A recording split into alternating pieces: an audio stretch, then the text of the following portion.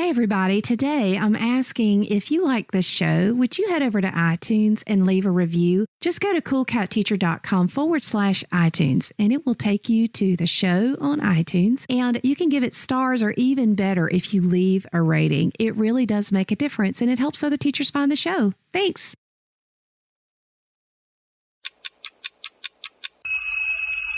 Today, we are Mathivating kids to get excited about math, episode 286.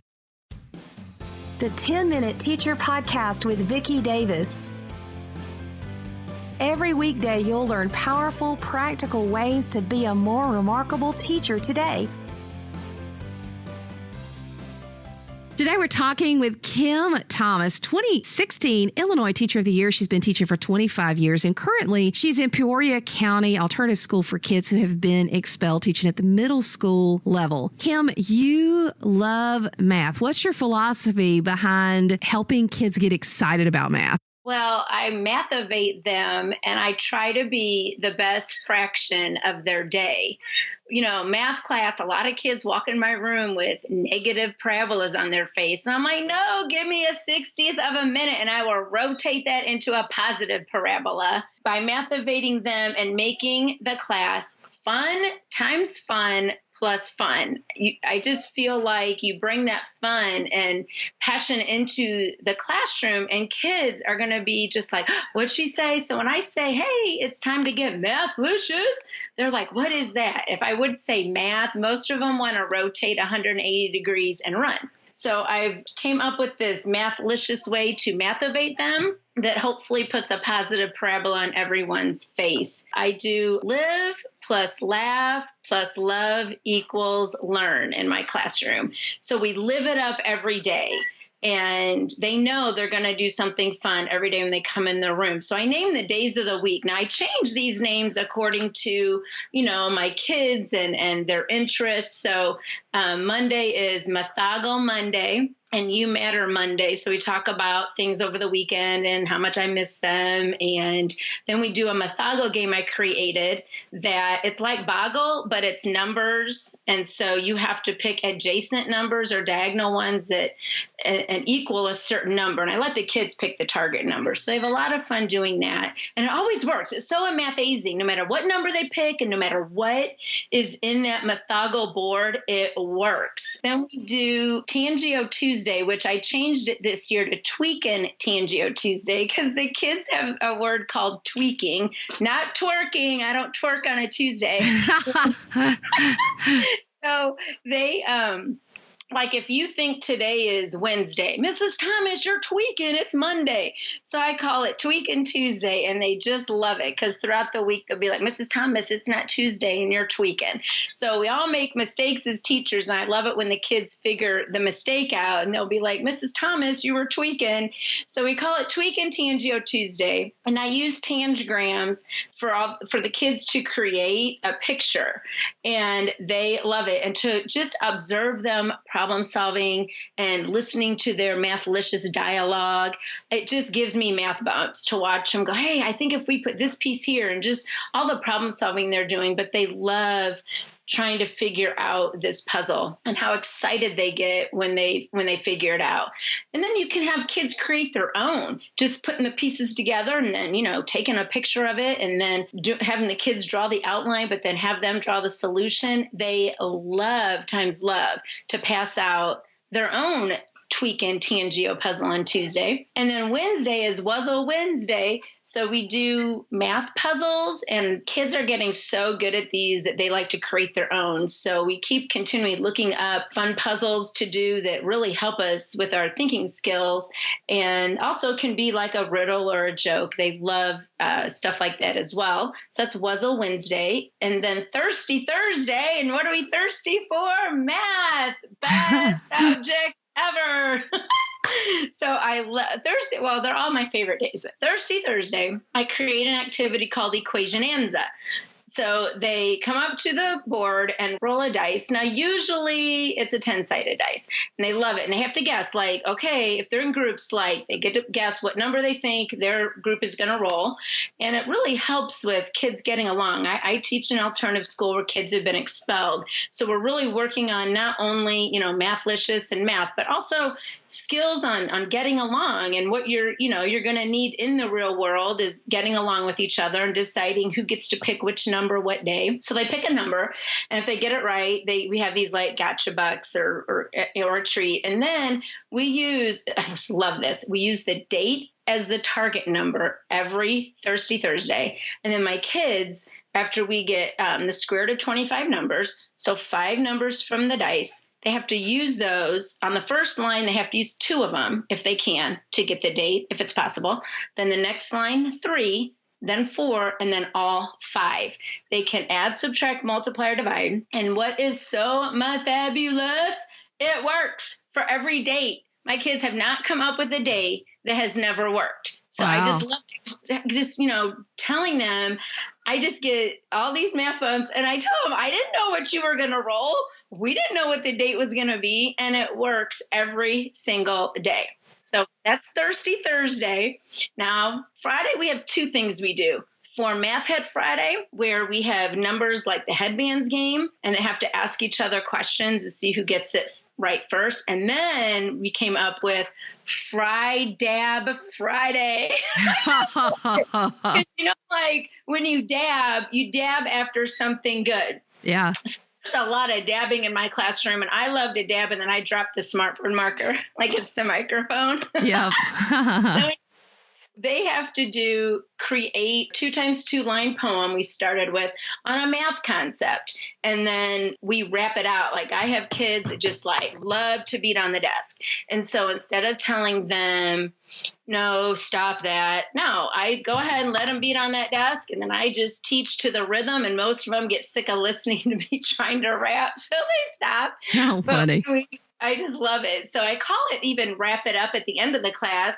And we try to freestyle what we learned, and then somebody does the beat on the desk.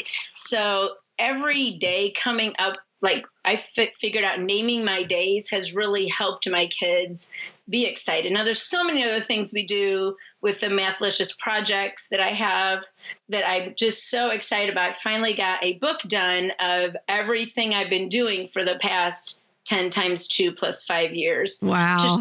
To share with others, was a dream come true for me.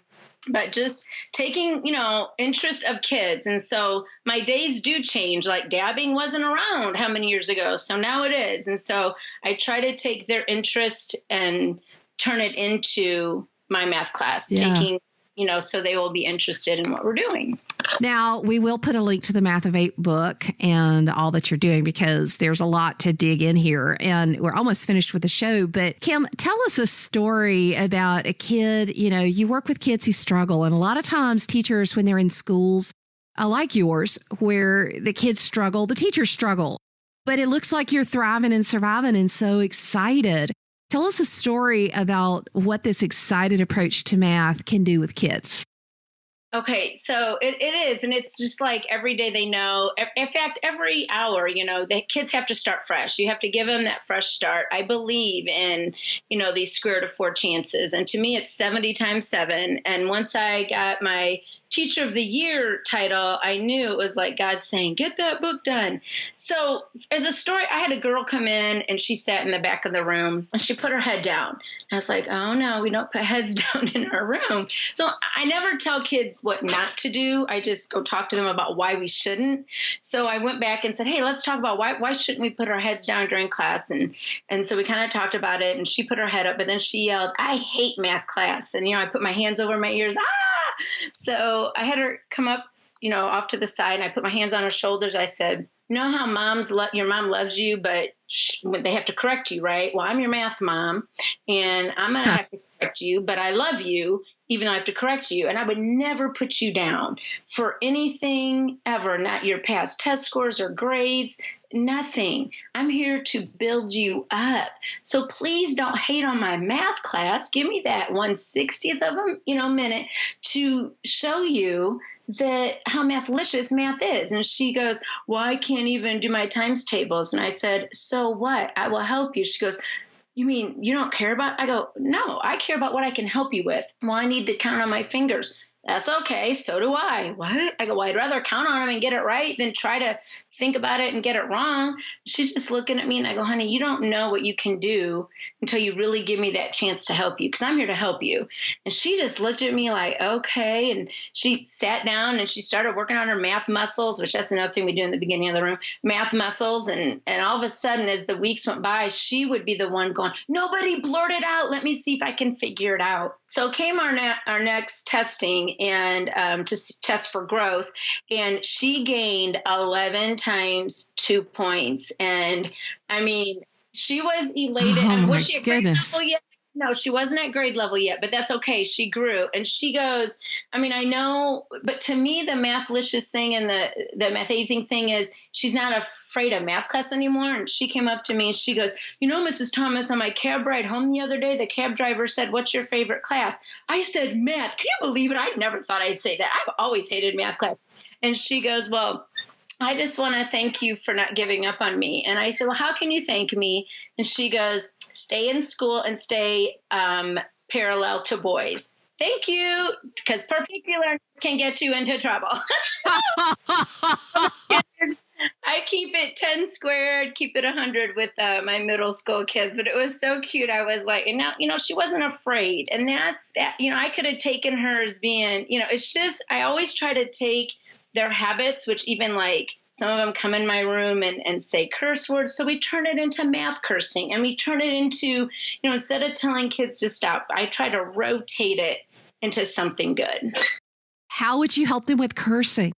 Oh my gosh, this is my favorite. So I did an article on, I call it math cursing. It was from Curio Learning, Teach Like a Rebel. And so my kids, when they come in and I hear a curse word, I'm like, okay, let's talk about why we don't cuss. And so then I tell them how, well, I don't use those words because the Bible says no filthy things should come from your mouth. So you guys, I know there's somebody in your family that you cannot cuss in front of. So give me their name. So they all go around and they give me the name. And I said, put me on the list. I go, we can math curse in here because most people want to curse when they walk into a math class anyway. So whatever word they want to say, they have to replace it with a math word that starts with that letter. So like, sit your fraction axis in the seat, or this shape is driving me nuts. Or one kid said, Mrs. Thomas, what's the H word? And I'm like, height. And he's like, what the height are we going to do today? Oh, goodness. Really, it's seriously, when they start talking to each other, I just love it. They're looking on the wall. They're trying to think of other words. And eventually the cursing just really dies down. But every once in a while, my kids just have to let it out and they choose a math word instead. So I take that habit instead of saying, don't, because let's face it, my kids have been told that so many times before they come to me. So a true blessing in my life is to be able to say yes. So these students can feel that, what it feels like to be told yes, and, to be included in things instead of excluded. And I tell them, this being expelled is not an ending. It is a new beginning in your life. And what are you going to do with it? Oh, I love that. Well, Kim, you're somebody that I know that all of our remarkable teachers are going to want to learn more about. So this is one of those you definitely want to check the show notes, see what all Kim is doing. And Kim, I'm just proud of you and your attitude, and what a remarkable job you're doing with these kids, because, here's the thing. When you love children, they will just, they'll more than go the extra mile. They'll actually learn, which is what we want. So thank you, Kim. And I'm Mathivated. Yay! As I said before the show started, it really does help if you leave a review. So if you go to coolcatteacher.com/iTunes and leave a review, I really do appreciate it. And I also appreciate it when you tell your friends. One tip, a lot of people don't know that if you go to the show notes for any of these episodes, so today is episode 254, so you would go to coolcatteacher.com/e254. And you can go to the show notes. But if you look at the little player that I've embedded, there are two little brackets. And if you click that, you can actually embed any show you want on your own blog, your own website. You can share the links to those and just share it far and wide. You can even download a copy of the show if you want to send it to others. So I've put it out there for you, and I hope it's useful. Thank you for listening to the 10-Minute Teacher Podcast. You can download the show notes and see the archive at coolcatteacher.com/podcast. Never stop learning.